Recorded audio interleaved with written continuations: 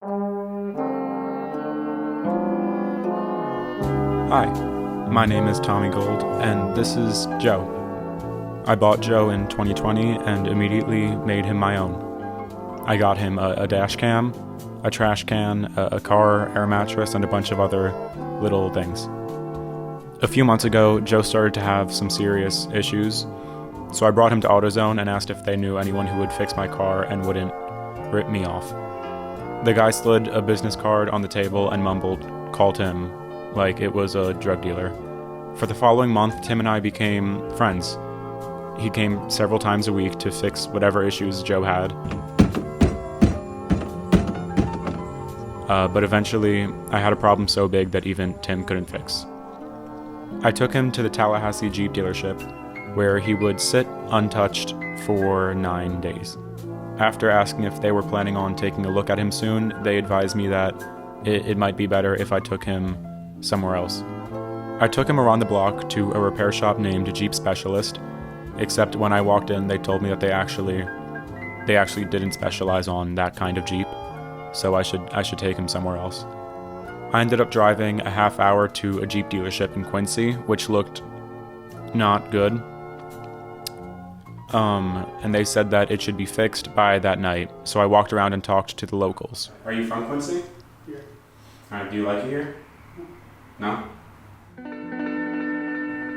I felt like this town was trying to give me signs, but I couldn't quite make out what they were trying to tell me. The entire city felt abandoned. Apparently, it used to be the richest town in all of America, with most residents owning a piece of Coca-Cola stock before it blew up. 100 years later, it sits as the poorest and one of the unsafest counties in all of Florida.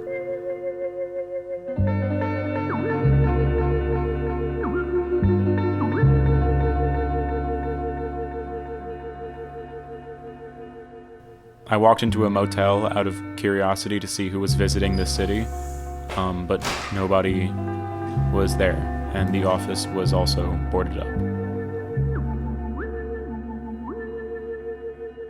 I eventually got the call that Joe wouldn't be fixed that day, so I went home and got to pass by the very phallic-looking Florida State Capitol building. It also wouldn't be fixed the next day, or the day after. It actually wasn't until 4 days after that they told me that it would be fixed, and all it needed was an update. I wasn't sure why an update would be causing my engine to stall, but I gave them 220 of my dollars and asked if I had that issue again that I can come back and get it checked out for free, and the manager assured me that that wouldn't be necessary.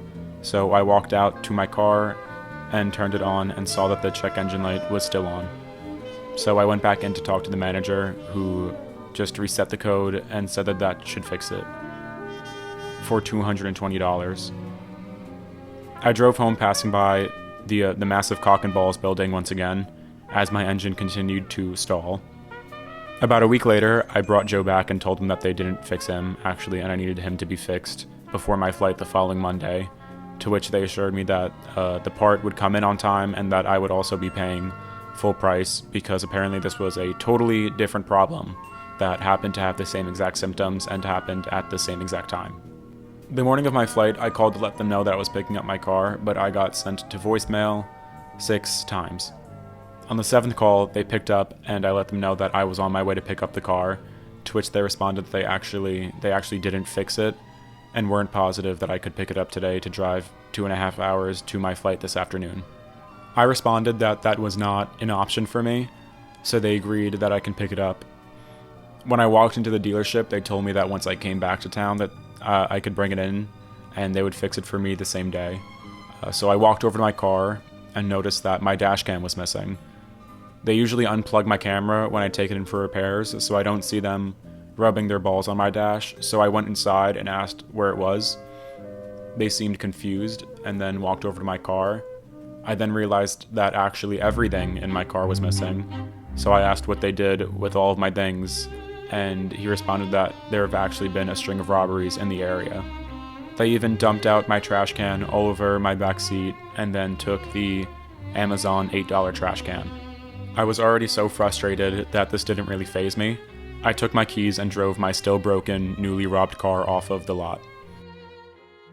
I remembered a bit into my drive that my dash cam also had a black and white camera that faced inside of the car. I have sex in my car, which means that the robber not only had footage from all of my car accidents, but also had my black and white cheeks topping some twink in Pensacola. I drove in silence, white-knuckling my steering wheel, noticing how many homeless people Tallahassee had, and I couldn't help but feel envious. They didn't have to worry about engine stalling. They don't have to worry about robberies or getting ripped off by dealerships. They don't worry about sex tapes being leaked. For a moment in time, I really wished that I was just homeless. And then I flew home and slept in my bed. The day I returned from my flight, I called the dealership to let them know I would be coming back in so that they can fix my car. And they told me that they actually weren't going to fix my car the same day and that it was going to take 4 more days. I told them, no, it wasn't. It's going to get fixed today because that's what you told me after my car got robbed in your parking lot. After some arguing, they agreed, and I drove their loaner car for a day, feeling immense rage while passing by the second biggest dick in Florida. There were a lot more police officers than usual, so I walked over to see what was happening.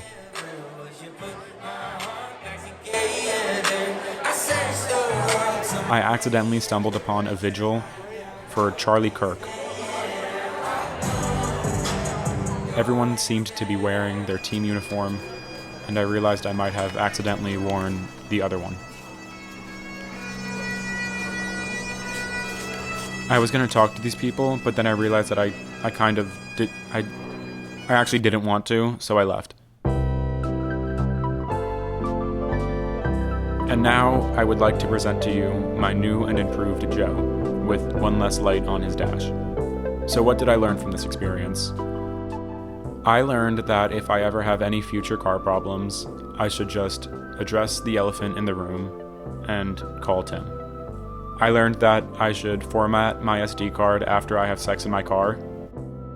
And I learned that if my films don't get me recognition, I can rest assured that maybe one day a traumatic video of me will get released on Twitter, and that will skyrocket me to fame for generations to come, even if I might not deserve it. My name is Tommy Gold. Thank you for watching.